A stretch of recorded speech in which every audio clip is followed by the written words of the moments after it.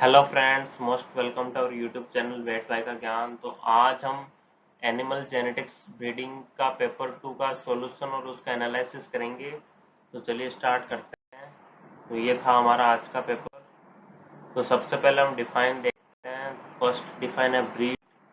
तो काफ़ी simple definition है। Breed is a specific group of domestic animal having homogeneous appearance, homogeneous behavior and other characteristics that distinguish it from other organism of the same species। काफी common term है ये तो। फिर है generation interval. तो generation interval is the amount of time required to replace one generation with the next. इसकी practical definition देखें तो average age of parents when their offspring are born. तो जनरेशन इंटरवल वही है, एक से दूसरी पीढ़ी वाला। फिर है टेंडम मेथड ऑफ सिलेक्शन। तो ये मेथड ऑफ सिलेक्शन है जिसमें एक ही ट्रेट का एक ही समय स्टडी किया जाता है। मतलब selection of one trait at a time, एक समय एक ही ट्रेट की स्टडी की जाती है। Appropriate if rapid change in one trait is maded quickly, typically not recommended. इसको रिकमेंड नहीं किया जाता है टेंडम मेथड को। फिर है इनब्रीडिंग कोफिशिएंट। तो ये क्या way of measurement of inbreeding depression is called inbreeding coefficient. मतलब इनब्रीडिंग डिप्रेशन को मेजर करना ही एक इनब्रीडिंग कोफिशिएंट कहते हैं। इसका फॉर्मूला ये H E minus H not upon H E, जहाँ एफ का मतलब inbreeding coefficient, H E expected heterozygosity, H not observed heterozygosity. Interpretation देखें तो एफ जीरो मतलब नो इनब्रीडिंग, F1 मतलब complete inbreeding, low F means less inbreeding, high F means significant inbreeding. अगला question है grading up.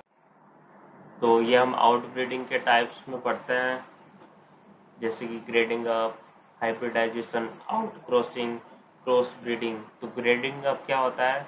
Mating of pure breed sire of the descriptive breed with local female, generation after generation, pure breed is obtained just after 7th 8th generation।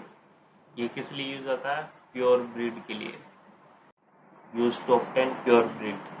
अगला question है selection index.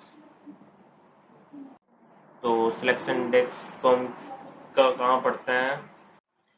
Prediction of parental merit, मतलब parent की कितनी merit है उसको predict करने के लिए टर्मिनोलॉजी होती है breeding value, selection index, heritability value, predicted performance.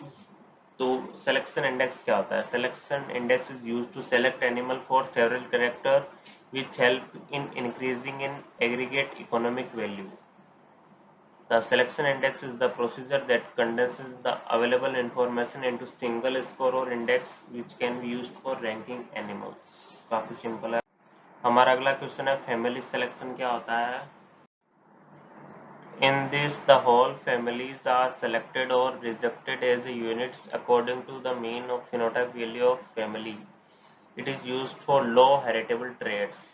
अगर हमें लो हेरिटेबल ट्रेड्स को देखना है तो फैमिली सिलेक्शन देखते हैं। Used in prolific animal like pig and poultry, suitable for trait having little variation due to common environment। फिर हमारा अगला क्वेश्चन है एक्यूरेसी ऑफ सिलेक्शन। एक्यूरेसी मतलब डिग्री ऑफ क्लोजनेस, कि मतलब कितना क्लोज है, सिलेक्शन से कितना क्लोज है। तो इसमें किसको देखते हैं? Degree of heritability, closeness of relationship of sibs, individual being selected, number of sheep used to determine the sheep average, degree of correlation। ये इसका फॉर्मूला है accuracy of selection equal to R H under root N upon 1 plus N minus 1 bracket T. अगला है क्रिस्मान index. ये हम Sair evolution में पढ़ते हैं। ये क्रिस्टन एक साइंटिस्ट था, उसने एक बताया था कि सायर इवोल्यूशन कैसे करते हैं। इसको हम करेक्टेड डॉटर इंडेक्स मेथड भी बोलते हैं। This method was proposed by Krishnan 1956। This index corrects the daughter average of influence of different production level of dams allotted to different bulls। तो इसका ये फॉर्मूला है फिर हम शॉर्ट नोट को देखते हैं। फर्स्ट शॉर्ट नोट था what is the response to selection, also discuss the factor affecting it. पहली बात, रिस्पॉन्स टू सिलेक्शन होता क्या है। जैसे हमारे पास एक कोई पॉपुलेशन है, जैसे कि मेरे पास एक फार्म है जिसमें है ना 100 केटल है, तो उनमें से मैंने बेस्ट 100 केटल, उनका एवरेज प्रोडक्शन मान लिया 10 लीटर दूध देती है वो सभी। फिर मैंने उनमें से ना कुछ सेलेक्ट किया ताकि मैं उनका ब्रीडिंग करा सकूं, तो मैंने कुछ कुछ पेरेंट को सेलेक्ट किया जिनका एवरेज वैल्यू 16 लीटर है। फिर उनकी जब प्रोजेनी हुई तो उनका मतलब 12 लीटर दूध आने लगा, तो मतलब उनका एवरेज था 12 लीटर। तो फिर हमने, जो हमारी मेन पॉपुलेशन थी 10 लीटर एवरेज दूध दे रही थी, और जो हमारी जो प्रोजीन आई जिसे हमने सेलेक्टेड पेरेंट से लिया वो 12 आ रहे, मतलब 2 लीटर बढ़ा हमारा। तो मतलब रिस्पॉन्स टू सिलेक्शन, जो हमें सिलेक्शन किया उसका रिस्पॉन्स मिला, हमें जवाब मिला कि 2 लीटर मिल्क प्रोडक्शन बढ़ा है। तो difference of mean is response to selection. P not minus P1 का ही जो डिफरेंस होता है उसको कहते हैं रिस्पॉन्स टू सिलेक्शन, कि हमें हमने जो सिलेक्शन किया उसका हमें जवाब मिला है। जिन इंडिविजुअल को हमने सेलेक्ट किया उनकी प्रोजेनी कितना आउटपुट दे रही है, ये हुआ रिस्पॉन्स टू सिलेक्शन। आगे चलते हैं, इसको R equal to H square P S minus P, simple है। फिर फैक्टर देखते हैं, तो additive genetic variability in trait, intensity of selection,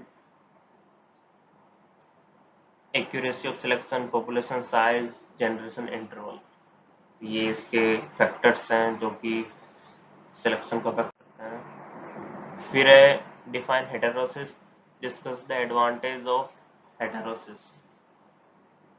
तो हेटेरोसिस तो हम आउटब्रीडिंग का एक आउटब्रीडिंग बढ़ते हैं, इसको हाइब्रिड विगर भी बोलते हैं।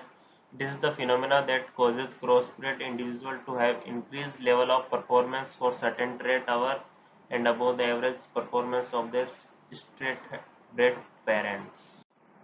इसके एडवांटेज देखें तो increasing yield and nutritive value of crop plant, increasing the growth rate, increasing the meat production, enhance the milk yield and egg production, ये सारे एडवांटेज हैं, आप देख लेना। फिर discuss economic trade in poultry. Economic trade बोलो या production trade, ये वो ट्रेड होते हैं जो कि हमारे इनकम और कॉस्ट को बताते हैं कि कितना कॉस्ट लगा है। तो इकोनॉमिक ट्रेड क्या है, age at sexual maturity, egg weight, egg production, growth rate, feed conversion efficiency percentage, fertility percent, hatchability, dressing percent, shell thickness, yolk index, mortality, liveability, egg quality, body weight at maturity, body weight at market age, hatch weight. अगला question है differentiate inbreeding and outbreeding. काफी simple है। Inbreeding मतलब method of mating of more closely related individual between animal of same breed for 4 to 6 generation. Outbreeding method of mating of unrelated animals between same breed that there should be no common ancestor for about 4 to 6 generation। इसमें क्या होती है, same species में, इसमें different species में। Advantage क्या, it increase homozygosity so it is used for developing pure line. और इसका एडवांटेज क्या, it is produce hybrid with desirable character of both parents like better lactation period and high milk production. अगला चलते हैं, discuss breeding for disease resistance. तो breed for disease resistance offer improve animal welfare and increase returns for breeder. It is now practised in cattle, ship, pig, chicken and fish farming. इसमें क्या होता है देखते हैं, इसके मेथड देखते हैं। इसमें selection, introduction, hybridization, marker assisted selection, genetic engineering. इसके स्टेप्स देखते हैं, source for resistance, method of breeding for disease resistance, testing for disease resistance, selection for resistance line. अब मेजर क्वेश्चन को देखते हैं। तो what do you understand by nucleus breeding scheme, discuss different type of breeding scheme and its application in animal improvement। ये क्या होता है? तो nucleus breeding scheme is based on the principle that each herd there is a small number of genetically very superior animals which if brought together will form a nucleus whose average genetic merit is far greater than that any of the contributing herd. It is a newer concept to change the breed structure and to increase the overall genetic merit of the breed at large scale in developing countries facing the problem of non-availability of proven sire at village level and small population size at organized herd. इसमें main role क्या होता है? Superior quality of female इसमें चाहिए होती है, जो कि सुपीरियर बुल्स से के साथ क्रॉस करने के बाद अच्छा प्रोजेनी देती है। न्यूक्लियस ब्रीडिंग स्कीम में न्यूक्लियस हर्ड होता है, टेस्ट हर्ड, मल्टीप्लायर, ये 3 टायर होते हैं, nucleus, multiplier, commercial, pyramid shape का होता है। 2 टाइप होते हैं इसके, close nucleus and open nucleus. Close मतलब यूनिडायरेक्शनल, ओपन मतलब by directional. Close, the nuclear population is entirely closed, it does not receive any gene from outside. When nucleus herd is open, therefore superior animal can enter from village herd to nucleus herd. Inbreeding is more as compared to ONBS. It reduces the rate of inbreeding and increase genetic progress. CNBS is mainly used in pigs and poultry. ONBS is mainly used in cattle, buffalo and sheep. तो CNBS तो pig and poultry और ONBS ruminant में use होती है। इसका best example है Moët, multiple ovulation embryo transfer, ONBC। फिर MCQ true false देखते हैं। अगर आपको कोई डाउट हो तो आप कमेंट बॉक्स में पूछ सकते हो। तो let's verify it all the MCQ and true false. Let's start. इसका आउट क्रॉसिंग होगा फर्स्ट का। इसका थार पार्कर नहीं है। फिर mating between animals and unrelated species, ये फॉल्स होगा। इसका बजरीगर होगा। इसका कैटल होगा। इसका प्रोजेनी टेस्टिंग होगा। इसका पिग होगा। इसका सोनाडी होगा, मेकिंग डिजीज ऑर्गेनिज्म। इसका ट्रू होगा। इसका फॉल्स होगा। इसका ट्रू होगा। इसका 98 से 114 डेज। इसका फॉल्स होगा। 3 to 21 डेज ड्राई पीरियड होगा इसका। इसका ट्रू होगा।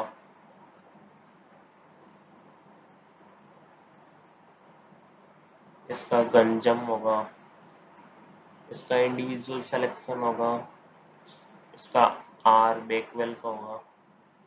प्रोजेनी टेस्टिंग होगा इसका। इसका सर्विस पीरियड।